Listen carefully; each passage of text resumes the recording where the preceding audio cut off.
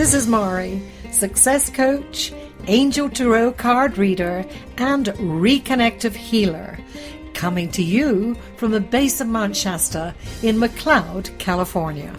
Hi everyone, I'm Dr. Steve Simpson. I'm a mind coach, hypnotherapist, and fellow of the Royal Society of Medicine. And I'm speaking to you today from beside the Thames in beautiful London.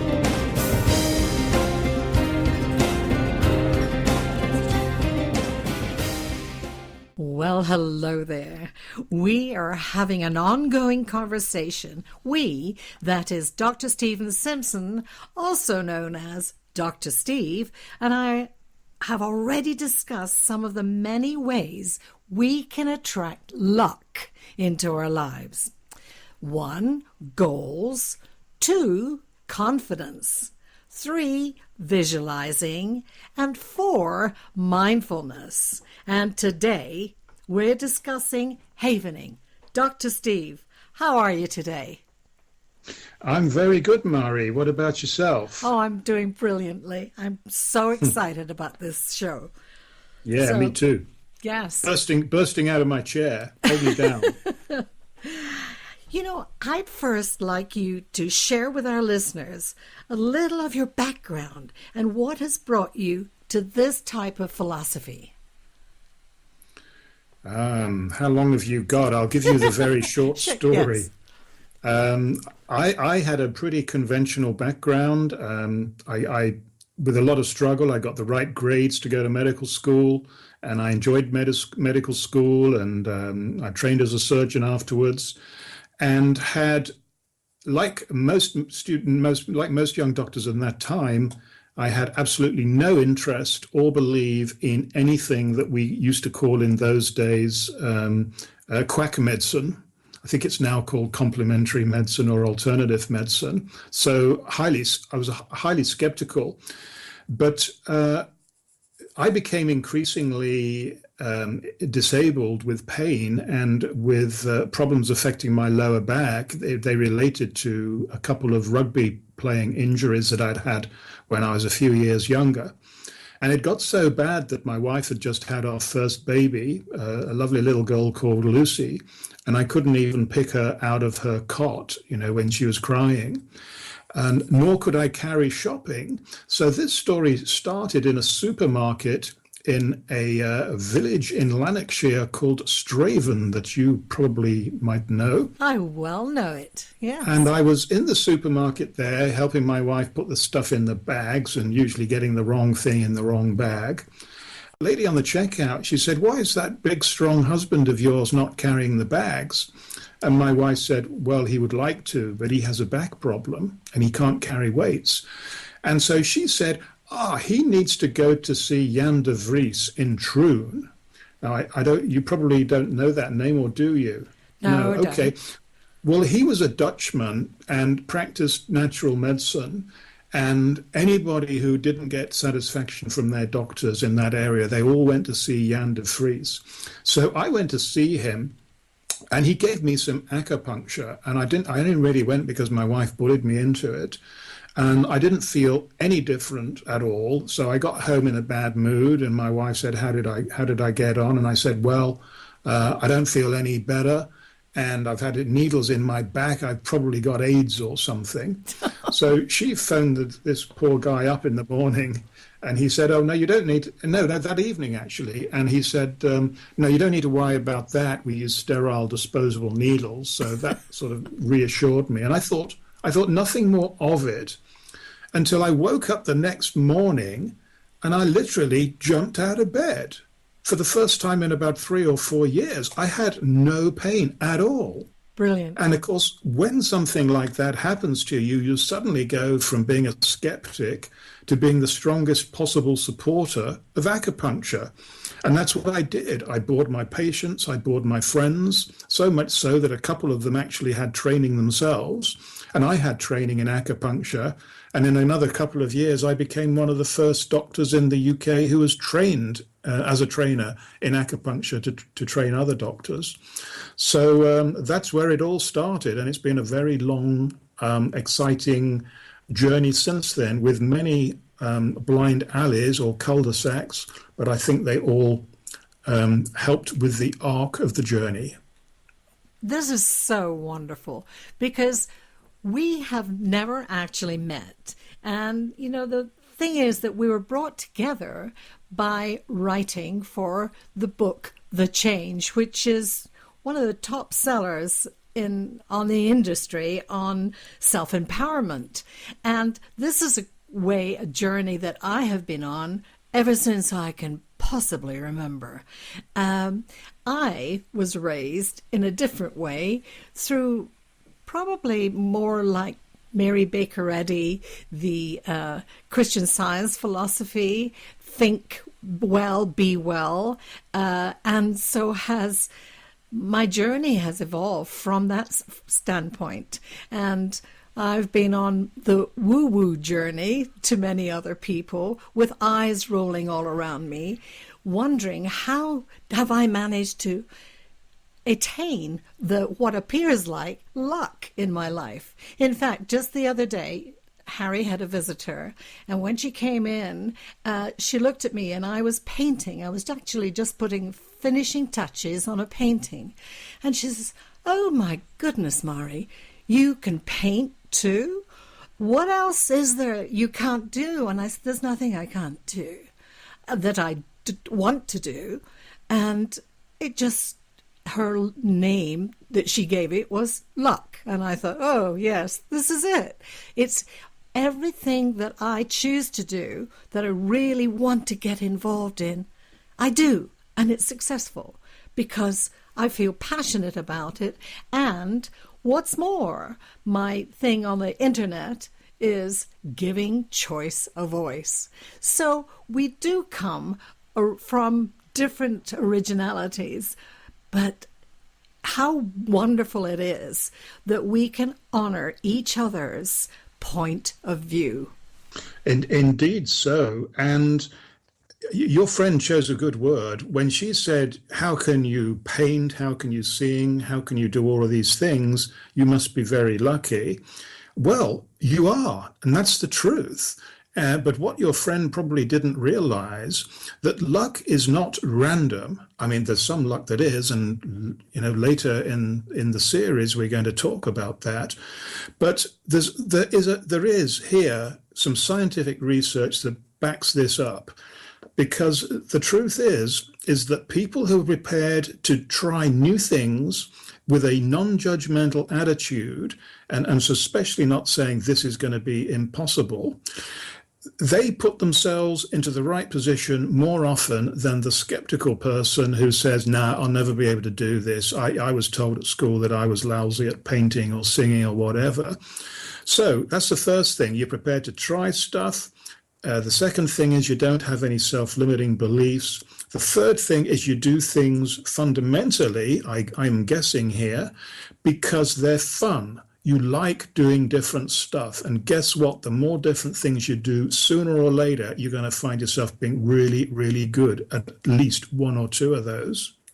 And the most important part of that is that there is joy while I'm doing it, while I'm pursuing it. Yes, there may be some frustrations, but when I let go and allow Spirit to move through me and show me how, this is what I believe, the sky's the limit for me. It really is been very, very exciting on this journey. And anyway, let's get back to havening. I do want you to know that Harry and I, Harry, of course, is our producer, and he is the man behind the scenes that makes this all happen. We did havening yesterday, and I just thought, I can't wait to learn more about it from you. Yeah, well, first of all, you'd better tell me how you and Harry felt during and after your havening experience. Well, I know that I felt, first of all, I was questioning as I was moving my eyes back and forth in the process, thinking, how is Dr. Steve going to describe this part of it? So I was sort of in the questioning mode the very first time I went through it. And he did it several times. So I was able to finally relax into it. And yes, I did present a couple of little scenarios that were affecting me in my life and allowed them to dissipate. That is exactly what happened for me. And I think Harry had an interesting situations too. But anyway, tell us about the eyes. I'm interested to know. Well, let me just go back a little step. Havening is a technique that has been around for only about 9 years, and it's a therapy that was devised by Dr. Ron Rudin, who works and practices in New York City and has a neuroscience and medical background. He's a very academic doctor. And he found, I don't quite know how, maybe he stumbled across it, but he found that if a person strokes another person's arm from the shoulder down roughly to their elbow in a rhythmical way, or even does it to themselves, then this has an effect on the mind chemicals, which is very soothing, calming, and pleasant. In fact, it can be incredibly so. And there is some science for those who want to know more about it. If you do, go to the website, havening.org, havening.com, and there's a pile of stuff out there.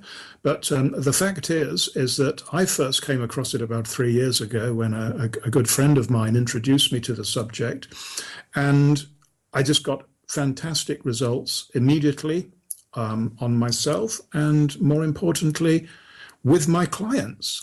Because when the mind is calm and relaxed, any kind of therapist or coach can really get to work, because that is when people learn, and that is when people are in flow, or the word you used was joy.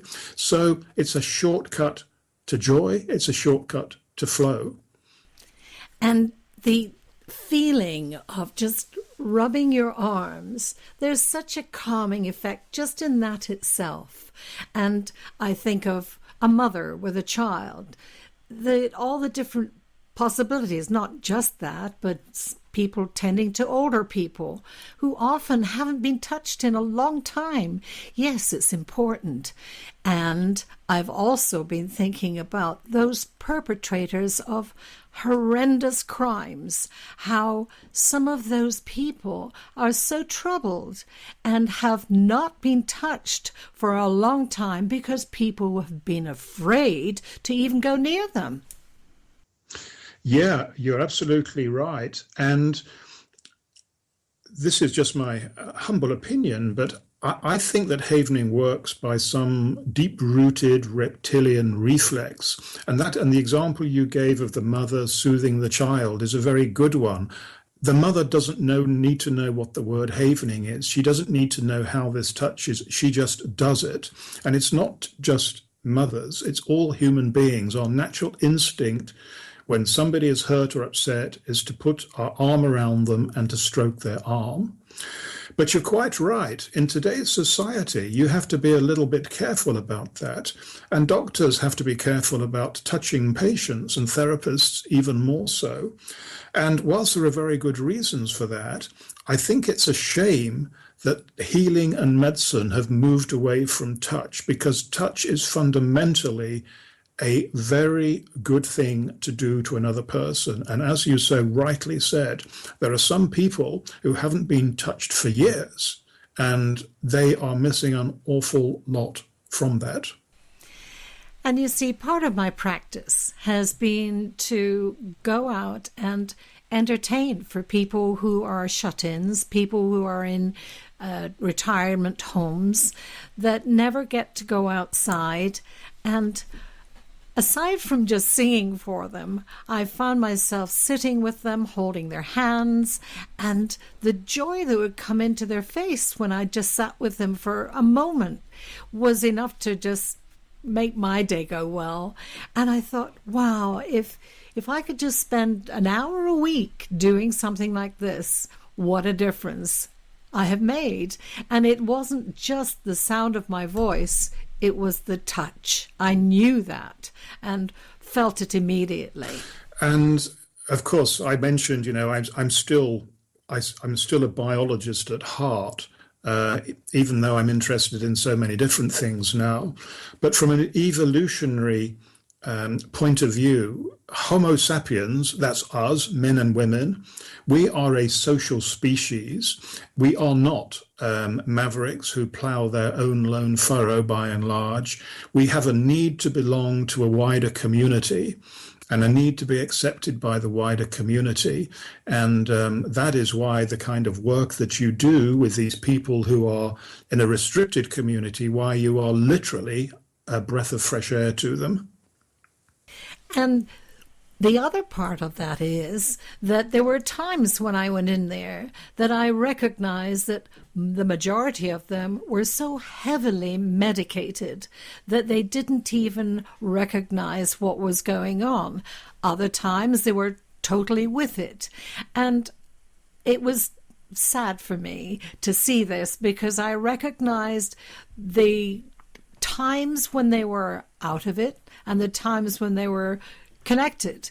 And each time it seemed to connect to some form of medication and a way of calming them or just having them be quiet so that the people around them could get on with what they were doing. And that was exactly what I was feeling. And there was a sadness that came over me that no matter what I did, I couldn't break through because they were so deadened by pharmaceuticals. Yeah, it's very sad. And this is something that the whole of society should be worrying about. More and more medications are being prescribed every year. Just from the financial point of view, the costs of providing medicine is spiraling. And we've got now that some people just can't afford health insurance and all the rest of it.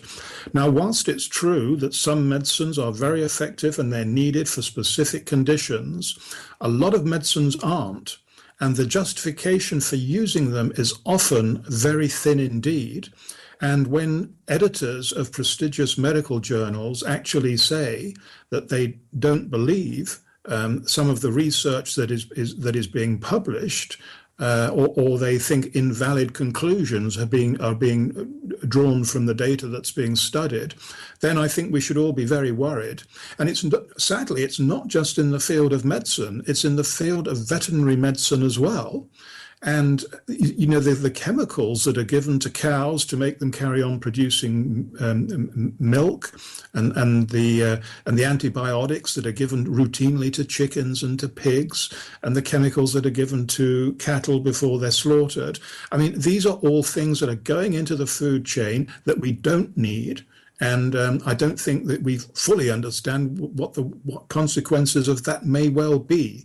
But I'm worried about it. And I would really hope and trust that those that study these things and make the laws in our wonderful world will make their decisions wisely. I think probably that's the best thing I can say. Yes, giving choice a voice, back to where I believe. And it's so important because, you see, for instance, I had a situation, Harry and I were visiting our family in Spain, and I had a very nasty fall and broke my shoulder, and it was severe enough for me to fly back on emergency to the States and be operated on. And when the doc came through the operation, the doctor looked at me and he said, well, I just want you to know that you're going to have to take these pills and then these pills, and they will help to alleviate the pain.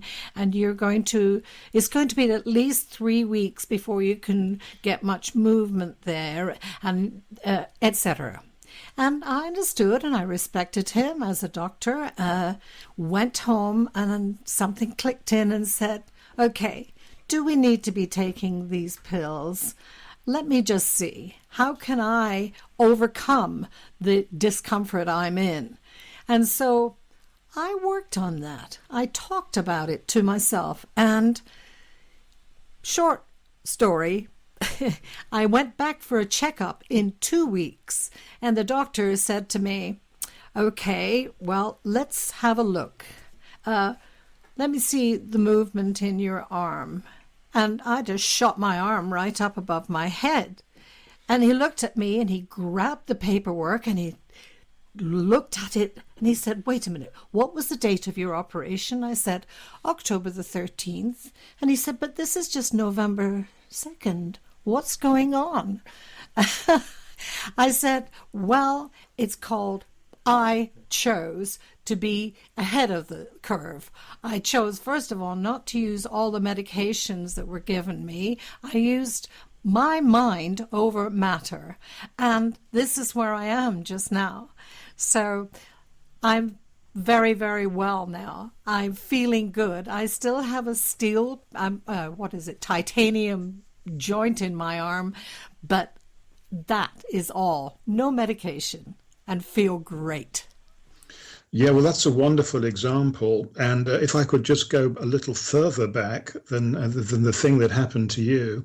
In fact, back to when a man called Hippocrates was roaming the surface of the earth. He's, of course, very important to us doctors. And until very recently, when we qualified, we all had to give the Hippocratic Oath, saying that we would do no harm to our patients.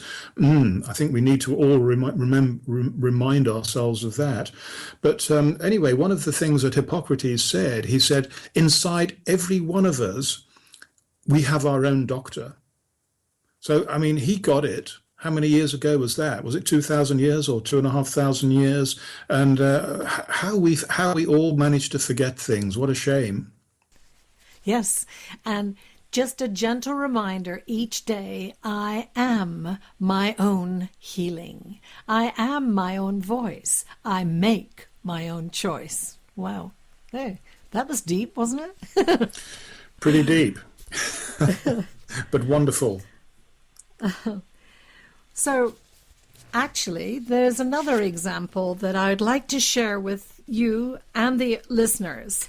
And this came about 16 years ago now, when I came across a young man who was visiting a home that I was staying in near Baltimore, Maryland. He was going to Johns Hopkins to be treated for cancer. He was 32 years old. And he had a 3-year-old daughter and a beautiful wife. And he was on his return to Houston after being in Baltimore. His doctor said to him, I don't know why you're fooling with Johns Hopkins. The bottom line is you have 3 months to live. Whereupon the young man kind of tubed. He wanted to end it all right then. And when I learned about that, I went to bed that night feeling very sad and heavy in my heart, and I was awakened with some words. So I sat bolt upright in bed and started to write. The song is called Decide to Live.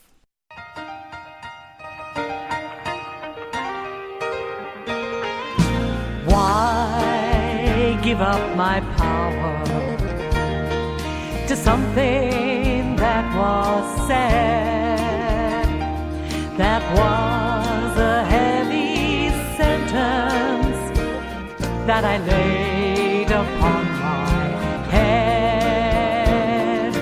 I'm a mortal being, equipped with all of the tools to create an awesome miracle, defying all the rules. Yes, I am one whose spirit has so much more to give. With all of the choices I've been given, I'll decide to live.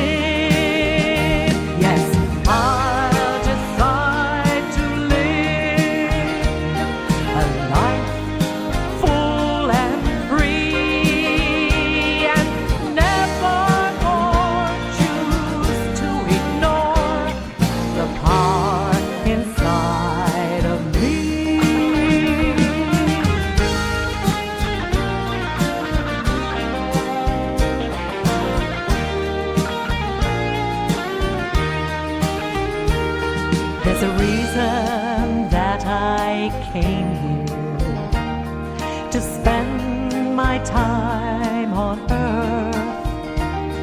I am a wondrous being with such abundant worth. Why should I think otherwise? What would that do for me?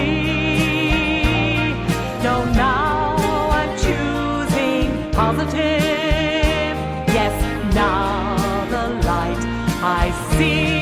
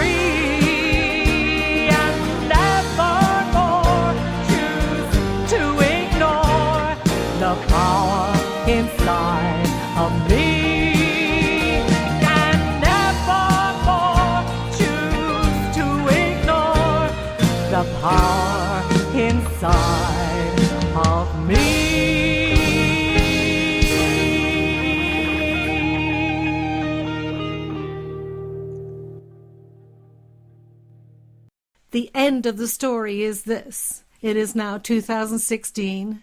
The gentleman is very much alive, and he has a beautiful 17-year-old daughter, or rather, well, she's maybe 18 or 19 now. I lose track of the arithmetic. However, the key is he made a choice not to end his life, but to live his life. And that is a very, very powerful suggestion. Yes, suggestion is very powerful. And of course, people who practice hypnotism are very well aware of that, because that is, in part, a small part, the way that they may get the results that they do.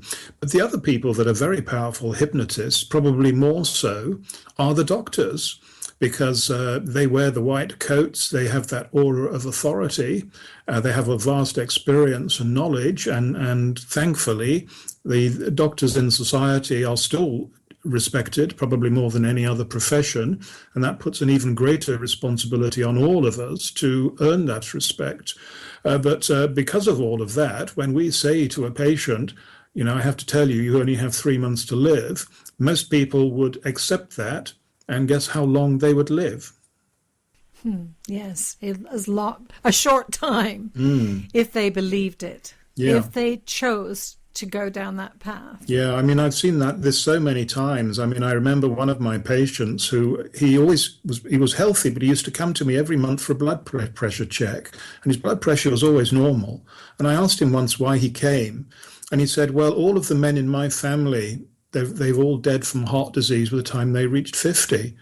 And I said, well, that doesn't mean that you will. You know, things are different. Our diet's different, all the rest of it. But sadly, sure enough, I think he was about 50 when he died too. That's called self-fulfilling prophecy. So we can equally say, and we can equally make up our minds to choose a different course. And this, I must say, as a disclaimer, if anybody has a doctor they're going to now and seeing, I want you to continue with the process until you choose to do differently. This is not about changing your mind. This is about making different choices when you choose to. And if something doesn't resonate that the doctor is saying to you in the way of treatment or prognosis, then allow yourself to make up your mind. What is best for me? Yeah, absolutely so. And I'm quite sure that what we mean and what our listeners understand is we're not telling them that, you know, doctors are all prescribing dangerous drugs and all the rest of it. Not at all. we have the best medicine now than any generation's ever had. That's why we're all living longer. But what we're saying is, be cautious. Don't take a medicine. Don't have an operation unless you have been convinced that it's the right thing to do. And not only can you listen to your own instincts, but there's a good thing that probably all doctors themselves would do, and it's called get a second opinion. Because when you have two doctors gathered together, you're always going to get two different opinions. That's a joke that we were told when we were medical students, but actually so often it is true. And doctors are much more open to alternatives these days than ever before. And so don't be frightened or embarrassed, if necessary, to ask for a second opinion, because I don't think any doctor would ever deny you that right. And how does this all wrap around into creating luck in our lives? Well, I think you can see by what we've already shared that a lot of good luck, good fortune has come about from making choices, making wise choices, and being open to what's out there. Just not following like animals, but stopping, thinking, taking a nice deep breath and recognizing, wow, I get to choose. Yeah, that's a very profound, powerful statement. And it, as you were talking, it reminded me of lemmings. I mean, what would happen to the lemming population if they decided not to carry on running, but just stop, enjoy the view, looking down, smell the roses, and then go back home and eat a carrot or something? Oh gosh, there's a lot of people hoping to get on the show and or become part of this conversation, and we are very open at this point in doing that. However, we're also on a trail of following a path that has worked very well for Dr. Steve and his clients and patients. And so what's next on the course of miracles that you're creating? Well, I'm not sure whether I would call them miracles, and it's certainly true that some people have had results that have far exceeded their expectations. So the next thing that we're going to talk about is going to be heart math. And it's something that, again, it was born in the USA. And like many things that are born in the USA, it's traveled successfully around the world. So I'm looking forward to sharing some of that with you, Mahri. I think you're going to like that one. I know we are. And Harry's with me on this journey, which makes it even more exciting because we have done a little exploration on heart math before, but now we're getting very interested, more and more interested.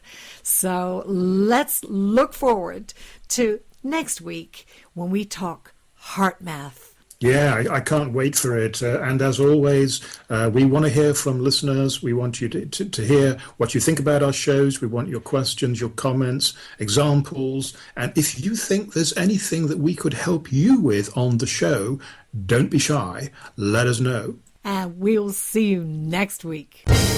Angel Corner Retreat Radio is produced by Happy Radio Network in our studios in McLeod, California. Thank you for listening.